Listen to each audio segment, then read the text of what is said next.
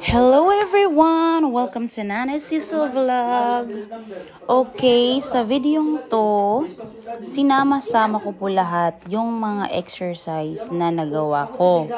Kahit pa man ako ay tinamad, at least nakapag-workout rin ako, 'di ba? Syempre, may mga time talaga na napapagod tayo, tapos gusto nating magpahinga na at para makarest na yung body natin. Tapos ako naman is iba yung ginagawa ko.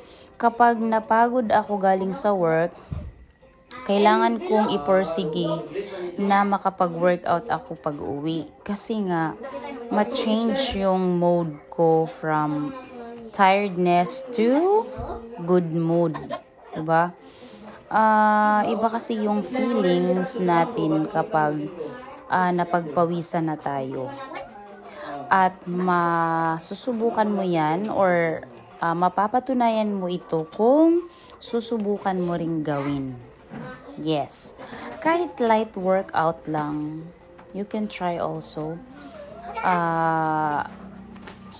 Kung hindi man tayo beginner, or palagi na tayong nag-e-exercise, ipagpatuloy lang po natin dahil marami talaga itong benefits sa ating katawan.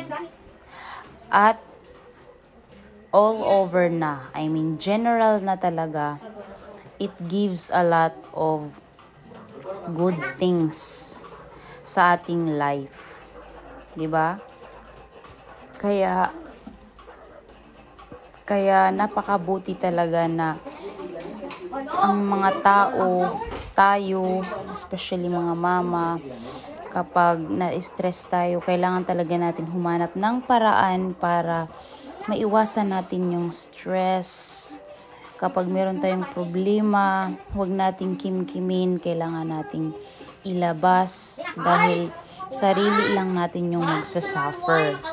So, ako, I can proudly say na mamamanage ko ang lahat kapag nag-i-exercise ako dahil iba talaga yung result.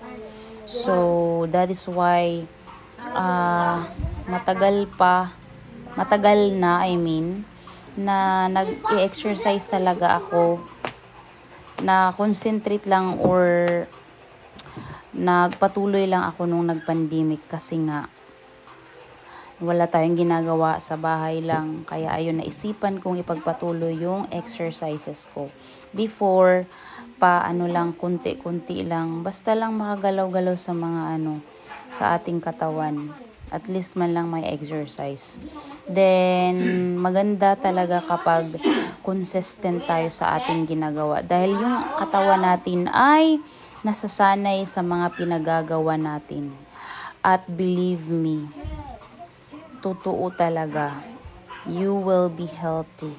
Basta iwasan lang natin yung mga unhealthy food. At alam nyo na yun kung ano ang mga unhealthy food na sa tingin natin masarap pero hindi pala. Kaya yun lang, ingat! Please follow for more!